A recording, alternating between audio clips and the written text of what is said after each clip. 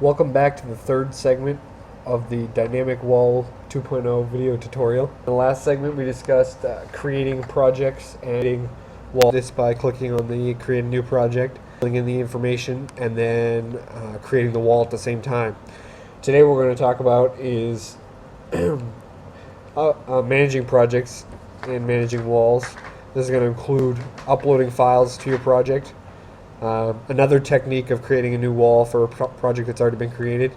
Editing project settings, including the name, the grade level, the subject that you filled in the first time you created it. Managing the walls will include ending a session before the timeout, and we'll also talk about deleting the project itself. Let's get started. First thing I'll show you is how to create a new wall approach when your project's already created. If you click on the Create New Wall button, you'll see this form that we saw earlier pop up again, so it's identical to the same thing we already filled in. So I'll fill this in quickly. We'll just do fungi for this one. Put in the password, put in a student password. I'll leave the defaults. We'll do 4 laptops, a 2x2 wall. And I'll leave all the other defaults, and then create a wall. Now you see in the table of projects there is a drop down icon you can click, and it'll list the walls that you have created. Bacteria is still running, so it shows here, and fungi is now added to the list. So what I'm going to do is show you how to upload files to your project. If you click on the upload button for that particular project, it'll bring you to this web-based FTP uploader. And the first thing it's going to ask you for is your password. And this password is your account password for the wall management. It is not your session password or student password. It's the J Smith password that I set up earlier. So I'm going to type that in here. Same password I used to log in. Click OK. And what you'll see is on the left-hand side, we have Home and Finder. Well, that's my local laptop. That's the computer I'm right now.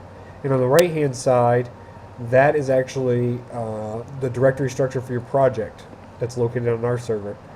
So now is on the right-hand side, I click on Desktop and Slideshow. This slideshow, same slide directory that we saw on the desktop when we created the bacteria wall in the video. So what I'm going to do, my home directory lab, my desktop, and I'm going to go to your folder. You can folder to my desktop here. That's 4 pages in it. And what I'm going to do is I'm going to select the first and shift button, the last one, and copy those to the slider on project. And that should take only a moment. Transmitting. We go back to when it's all done. Those files are now walls, and choose the last one I just created. And then I click on failed screen for password trend. And then if we click the slideshow folder here, click on slideshow folder, you'll see there's this located in that folder. Double click on an image viewer, and we can do this for my arrow can view through the image high resolution. What we do now is start a slideshow icon down at the bottom. And there we will go. And I'm going to show now. FTP upload other files, MATLAB files I have on here. No libraries and Google Earth files, document files. Really want to use for other things. This. I'm going to disconnect and go to wall management. I just want to show you that files you uploaded are available to walls. Not just one wall. They're available to every wall. So if I click on back and I do this. Password on the slide, you can see it's also available for this wall as well. Nice way to files maybe between classes that are just, but you have different numbers of student wall configuration. So go back to wall and edit project, and these that we entered the first time, we can change them if we decide to like them, or update the description better suits our need. I'm going to go back there again, okay, and show. If we click on the scale and password, when I'm done with all. Instead of waiting for just time, I still use the assistance on the I can actually, that's this little power at the bottom on the toolbar. If I click that will immediately close this wall. Files that aren't saved will leave. Any students that are connected is connected automatically. So if I click that, you can see automatically disconnected. Wall management, you'll see no longer exists, been deleted. Do the same thing with bacteria, just to show you when we click on skip.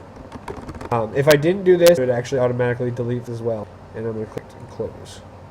And now and have any walls. If I decide if I no longer want project, or I created this project and I can click delete this project. And there it is. Pretty much wraps up real on managing walls. Next section we will talk about can access these walls and the walls for others.